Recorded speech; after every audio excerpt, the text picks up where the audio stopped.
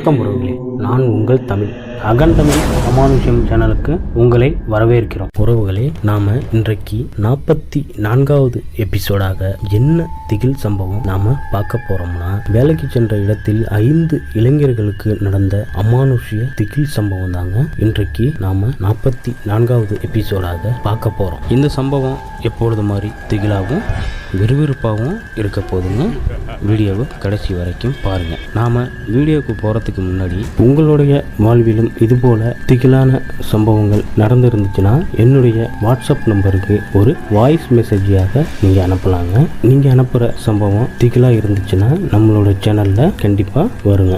நம்மளுடைய சேனலை இன்னும் சப்ஸ்கிரைப் பண்ணலைன்னா சப்ஸ்கிரைப் பண்ணிக்கோங்க. பெல் பட்டனை அழுத்தி ஆல் கொடுங்க. அப்பதான் நான் போடக்கூடிய வீடியோ நோட்டிபிகேஷனாக உங்களுக்கு வரும்.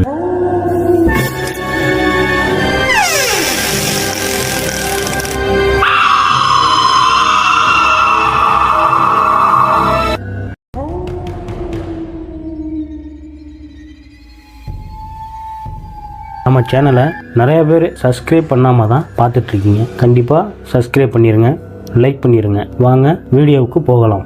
இந்த சம்பவத்தை நம்மள்கிட்ட பகிர்ந்தது யாருன்னு பார்த்தீங்கன்னா, சத்யராஜ் என்கின்ற நமது நண்பர் தாங்க.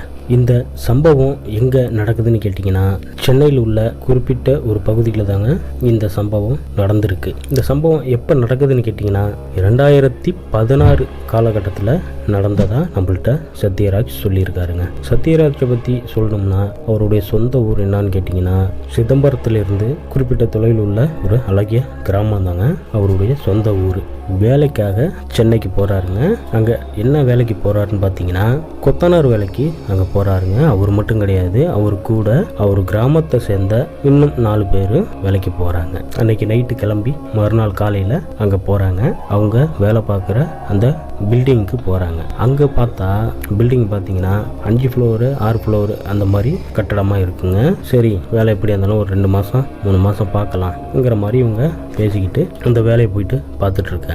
அந்த கட்டடத்தில் பார்த்தீங்கன்னா கொத்தனார், பிளம்பிங்கு, டைல்ஸு அந்த மாதிரி கட்டட சம்பந்தமான எல்லாருமே அந்த இடத்துல வேலை பார்க்குறாங்க. எல்லாருமே வெளியூர்லேருந்து அங்கே தங்கி தான் வேலை பார்த்துட்டு இருக்காங்க.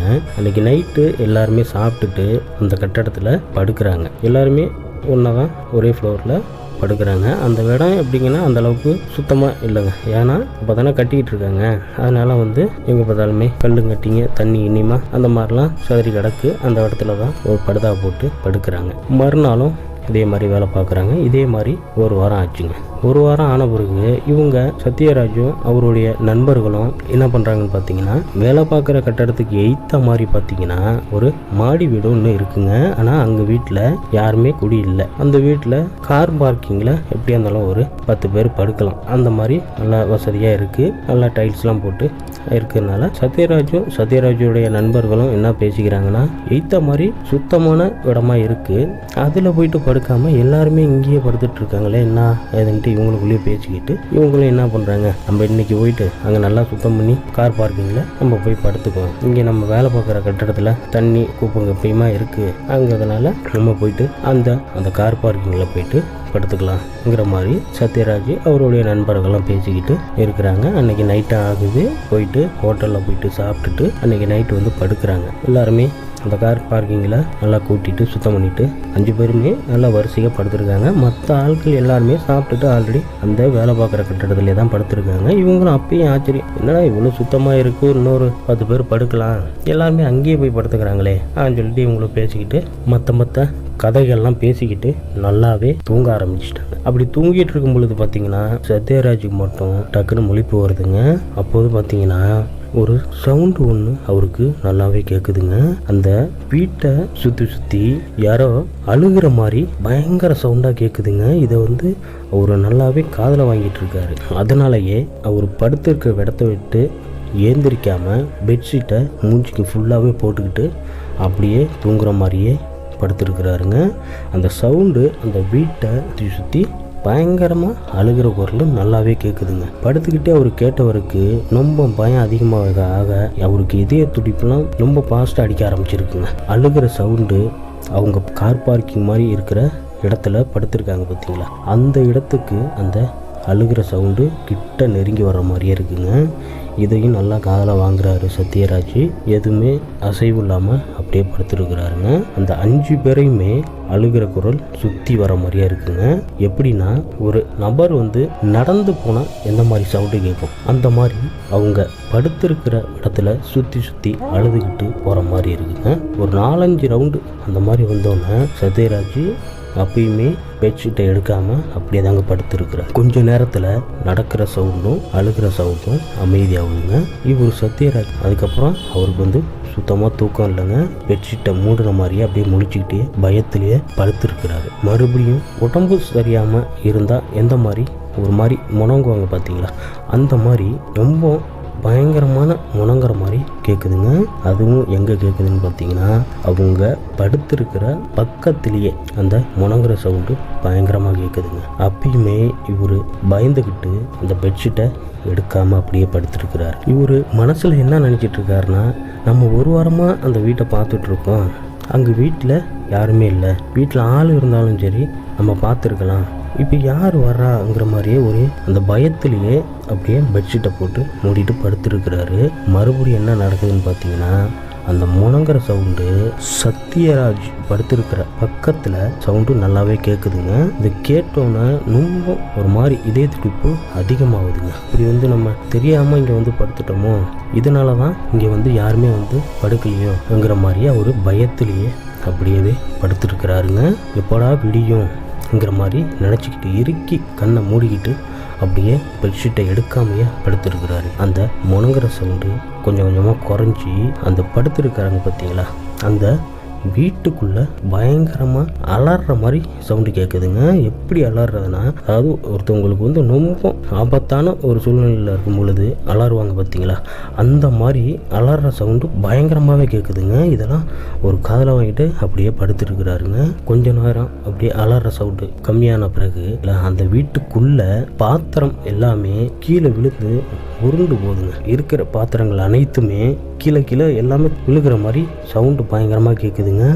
அதுக்கப்புறம் அந்த பாத்திர சவுண்டு அங்கேயும் உருண்டு போகிற மாதிரிலாம் சவுண்டு கேட்குதுங்க. கொஞ்சம் நேரம் ஆன பிறகு அந்த மறுபடியும் இந்த அழுகிற சவுண்டு பயங்கரமாக கேட்குதுங்க. முணங்குற சவுண்டு பயங்கரமாக கேட்குதுங்க.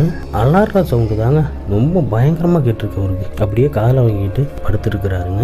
கொஞ்ச நேரத்தில் எந்த ஒரு சத்தமும் இல்லாமல் அப்படியே அமைதியாக இருக்குது. அதுக்கப்புறம் சத்யராஜ் தூங்கவே இல்லைங்க. எப்படா விடிஞ்சோன்னா டக்குன்னு நம்ம ஓடி போயிடலாம்ங்கிற மாதிரியே அவர் மனசில் நினச்சிக்கிட்டு தூங்காமல் அப்படியே படுத்துருக்கிறாரு. அப்போது பார்த்தீங்கன்னா விடிஞ்சிருச்சுன்னா பறவைகள்லாம் சத்தம் போட்டோன்னா இவருக்கு தெரிஞ்சிருச்சுங்க, சரி விடிஞ்சிருச்சு, நம்ம இதை விட்டு ஃபஸ்ட்டு நம்ம போனால் போதும் அங்கிற மாதிரி ஒரு டக்குன்னு ஏந்திரிக்கிறாரு. அப்போ தாங்க அதிர்ச்சிகரமான ஒரு விஷயத்தையும் அவர் பார்க்குறாருங்க. என்னன்னு பார்த்தீங்கன்னா அந்த 4 பேருமே அப்படியே சேமாவே ஏந்திரிக்கிறாங்க. எல்லாருமே ஒருத்தர் பார்த்துக்கிட்டு அந்த வீட்டை விட்டு எந்திரிச்சு அவங்க வேலை பார்க்குற கட்டடத்துக்கு போயிட்டு உட்காந்துருக்காங்க. அதுக்கப்புறம் யாருக்குமே தூக்கம் வரலங்க. அங்கே போய் எல்லாருமே பேசிக்கிறாங்க, இந்த மாதிரிலாம் நடந்துச்சுங்கும்போது அப்போ தாங்க சத்யராஜுக்கு ஒரு விஷயமே புரியுது. அந்த வீட்டில் நடந்த சம்பவம் சத்யராஜுக்கு மட்டும் கேட்கலங்க, அங்கே படுத்திருந்த மற்ற 4 பேருக்கும் கேட்டிருக்குங்க. யாருமே நைட்டு ஃபுல்லாக தூங்கவே இல்லைங்க. அந்த அழுகிற குரல் எல்லாமே 5 பேருக்குமே நல்லாவே கேட்டிருக்குங்க. அன்னைக்கு நாள் ஃபுல்லாகவே இதை பற்றியே பேசிகிட்டு இருக்காங்க. அவங்கவுங்க வேலையை பார்க்கும் பொழுது இவர் ஆல்ரெடி பார்த்தீங்கன்னா கொத்தனார் ஹெல்ப்பருக்கு தான் இந்த 5 பேருமே போயிருக்காங்க. கொத்தனார்கிட்ட கேட்குறாங்க, இந்த மாதிரி நாங்கள் நைட்டு இங்கே படுக்கலை, அந்த எய்த்த மாதிரி இருக்கிற வீட்டில் படுத்தோம் நான் கேட்கும்போது அவர் என்ன பண்ணுறாருன்னு பார்த்தீங்கன்னா அதிர்ச்சியாக என்ன ஆச்சு அதிர்ச்சின்னு ஒரு மாதிரி அதிர்ச்சியாக கேட்டிருக்காருங்க. கேட்டோன்னே நடந்தது எல்லாமே சொல்லியிருக்காங்க. எதுக்கு போயிட்டு அங்கே போய் படுத்தீங்க, எங்களுக்கெல்லாம் போயிட்டு அங்கே போய் படுக்க தெரியாது, அங்கே அது மாதிரி தான் ஸ்டார்டிங்கில் நாங்கள் போய் அங்கே அதே மாதிரி தான் படுத்துருந்தோம், இந்த மாதிரி தான் நீங்கள் சொல்கிற மாதிரி தான் நடந்தது, அதனால தான் அதிலேருந்து நாங்கள் அங்கே போகிறது கிடையாதுங்கிற மாதிரி கொத்தனார்னு சொல்கிறாங்க. கொத்தனார் மட்டும் இல்லைங்க, அங்கே இருக்கிற வேலை பார்க்குற எல்லாருமே அதே மாதிரி தாங்க சொல்லியிருக்காங்க. எல்லாருக்குமே அந்த மாதிரி ஒரு சம்பவம் நடந்திருக்கு. அப்போ தாங்க இன்னொரு விஷயமும் சத்யராஜ்கிட்ட சொல்லியிருக்கிறாங்க. இவங்க வேலைக்கு இங்கே வர்றதுக்கு முன்னாடி அங்கே குடும்பத்தோட எல்லாருமே இருந்திருக்கிறாங்க. அப்போ ஏதோ பிரச்சனையின் காரணமாக அங்கே இருக்கிற இந்த வீட்டில் இருந்த ஒரு பெண்ணு தீப்பற்றி இறந்துருக்குங்க. இதனாலேயே அவங்க குடும்பத்தில் உள்ள எல்லாருமே ரொம்ப அதோட சேட்டை தாங்க முடியாமல் வேற இடத்துக்கு குடி போயிட்டதா பக்கத்துலலாம் சொன்னாங்க. நாங்கள் அதிலிருந்து அந்த பக்கம் போனதில்லை. நானும் நம்ம வேலை செய்கிற இடத்துல சரியில்லாமல் இருந்தாலுமே அங்கே தான் எல்லாருமே படுத்துக்கிறாங்க. எய்த்த மாதிரி இருக்கிற வீட்டுக்கு யாருமே போகிறதுக்கு கிடையாது. நைட்டில் அந்த வீடை கிராஸ் பண்ணி வரத்துக்கே எல்லாருமே பயந்துக்கிட்டு தான் இருந்தாங்கங்கிற மாதிரி கொத்தனார் மேஸ்திரி சத்யராஜ் கிட்ட சொல்லியிருக்கிறாங்க. இதெல்லாம் கேட்டுக்கிட்டு சரிங்கண்ணாங்கிற மாதிரி சொல்லிட்டு அன்னைக்கு வேலையை முடிச்சுட்டு இவங்க வேலை பார்க்குற கட்டடத்துலேயே எல்லாருமே படுக்கிறாங்க. இவங்க 5 பேரும் தனியாக போயிட்டு அந்த ஒரு இடத்துல படுக்கும் பொழுது சத்யராஜுக்கு அங்கே நல்லா தூங்கிட்டு இருக்கும்போது என்ன நடக்குதுன்னு பார்த்தீங்கன்னா, கனவு பயங்கரமாக வந்துருக்குங்க. ஒரு பெண் எரிஞ்ச நிலையில் அவரை மேலே உட்காந்துருக்கிற மாதிரி கனவு பயங்கரமாக வருதுங்க. அதுக்கப்புறம் அவர் பக்கத்துலேயே எரிஞ்ச நிலையில் இருக்கிற பெண்ணோட உருவம் இருக்கிற மாதிரியே கனவு பயங்கரமாக வந்திருக்குங்க. இவர் துடிச்சு பிடிச்சி ஏந்திரிச்சு அதுக்கப்புறம் அவருக்கு சுத்தமாக தூக்கமே இல்லைங்க, உட்காந்துருக்காருங்க. இதுக்கப்புறம் நம்மளால் இங்கே தூங்க முடியாது அப்படின்னு சொல்லிட்டு ஏந்திரிச்சு கொஞ்சம் தூரம் போய் தள்ளி படுக்கலாம்ங்கிற மாதிரி ஒரு இடத்துல குறிப்பிட்ட இடத்துக்கு போகிறாருங்க. அப்போ யதார்த்தமாக அந்த முதல் நாள் நைட்டு படுத்துருந்தாங்க பார்த்தீங்களா, எய்த்த மாதிரி உள்ள வீடு, அந்த வீட்டில் யதார்த்தமாக இவர் பார்க்கும்போது பேர் அதிர்ச்சி ஆகுறாருங்க. கார் பார்க்கிங் இருக்குது பார்த்தீங்களா, அந்த இடத்துல ஒரு பெண்ணோட உருவம் நிற்கிற மாதிரியே நல்லாவே தெரிஞ்சிருக்குங்க. அந்த பெண்ணோட உருவம் இவரையே பார்த்துக்கிட்டு இருக்கிற மாதிரி இருந்திருக்குங்க. என்னடா பண்ணுறதுன்னு தெரியாமல் நெஞ்செல்லாம் ரொம்ப படபடன்னு ஆயிடுச்சுங்க. உடனே ஒரு விடியாந்து அவங்க பசங்கள்லாம் படுத்திருக்க இடத்துல பெட்ஷீட்டை போட்டு படுத்துட்டாருங்க. அதுக்கப்புறம் தூங்கலை, பெட்ஷீட்டை ஒண்டியும் போத்திக்கிட்டு அப்படியே படுத்துருக்காருங்க. காலையில் ஏந்திரிக்கிறாரு, அவரால் ஏந்திரிக்க முடியலங்க. ஒரு மாதிரி பயத்திலேயே இருக்கிற மாதிரி இருந்துட்டு இருக்காருங்க. அன்னைக்கு காலையில் அந்த 5 பேருமே வேலைக்கு போகலைங்க. அந்த 5 பேருமே ஒரு மாதிரியாக தாங்க இருக்காங்க. இவங்களை பார்த்தோன்னே அங்கே வேலைக்கு கூப்பிட்ட அந்த கொத்தனார் மேஸ்திரி என்ன பண்ணுறாருன்னு பார்த்தீங்கன்னா, சரி இங்கே நீங்கள் இருக்க வேண்டாம், நீங்கள் ஊருக்கு கிளம்புங்க அப்படின்னு சொல்லிட்டு காலையிலேயே அவங்களுக்கு எவ்வளோ பணம் கொடுக்கணுமோ அதை கொடுத்துட்டு ஊருக்கு அனுப்பி விட்ருக்காங்க. வீட்டுக்கு வந்த பிறகு அவரால் நார்மலாகவே இருக்க முடியலைங்க. வித்தியாசமாக நடந்துக்கிறாரு. அந்த மாதிரி இருந்தோன்னே அவங்க வீட்டில் கூப்பிட்டு என்ன ஆச்சு, ஏதாச்சும் வேலைக்கு போனீங்க வந்துட்டீங்கன்னு சொல்லிட்டோன்னே அங்கே நடந்தது எல்லாமே அவங்க மனைவி கிட்ட சொல்கிறாருங்க சத்யராஜ். அவங்களும் கொஞ்சம் பயந்து போயிட்டு அவங்களுக்கு தெரிஞ்ச கோயில் பூசாரி கிட்ட போயிட்டு போன இடத்துல இந்த மாதிரி ஆயிடுச்சு அப்படின்னு சொன்னோன்னா அவரும் ஒரு சில பூஜையெல்லாம் போட்டு அவங்களுக்கு சாமி கிட்ட வச்சு வேண்டி கயிறை கட்டுறாருங்க. அப்போ ஒரு சத்யராஜுக்கு தின்னூறு பூசும் பொழுது அப்போ ஒரு பூசாரி ஒரு விஷயத்த சொல்கிறாருங்க. என்னன்னா, அன்னைக்கு நைட்டு போய் படுக்கும் பொழுது அந்த இறந்த ஆத்மா அந்த வீட்டை சுற்றி தான் வந்துகிட்டு இருக்கு. இவங்க தெரியாம போயிட்டு அங்க படுத்ததுல உன்னுடைய வீட்டுக்காரர் சத்யராஜ் இருக்காரு பத்தியா, அவரு மட்டும் குறிப்பிட்ட இடத்துல படுத்து இருந்திருக்காரு. அந்த இடம் என்ன இடம்னா அந்த பெண்ணோட உயிர் பிரிஞ்ச இடம். அந்த இடத்துல தான் உன்னுடைய வீட்டுக்காரர் சத்யராஜ் அங்க போய் படுத்திருந்தோன்னு அவரை தொட வந்திருக்கு. நல்ல வேளை அங்கிருந்து கிளம்பி வந்ததுனால உன்னுடைய வீட்டுக்காருக்கு எந்த ஒரு பிரச்சனையும் இல்லைங்கிற மாதிரி அந்த பூசாரி சொல்லி முடிச்சிருக்காருங்க. அதுக்கப்புறமும் ஒரு 2-3 நாள் ஒரு மாதிரி இருந்திருக்கிறாரு. அந்த 4 பசங்களுக்குமே ஓரளவுக்கு தான் இதாகிருக்கு. ஆனால் சத்யராஜுக்கு தான் அதிகமான பாதிப்பு ஆகியிருக்குங்க. இந்த சம்பவத்தை நம்மள்கிட்ட சொல்லும் பொழுது ரொம்ப எமோஷனில் தாங்க அவரு சொன்னார். ரொம்ப பயந்துட்டேன், நைட்டு அந்த அளவுக்கு ரொம்ப ஒரு மாதிரி பயங்கரமான ஒரு இதாக இருந்ததுங்கிற மாதிரி நம்மள்கிட்ட சொல்லி முடிச்சாருங்க சத்யராஜ். அவருக்கு ஒரு நன்றியை சொல்லிக்கலாங்க.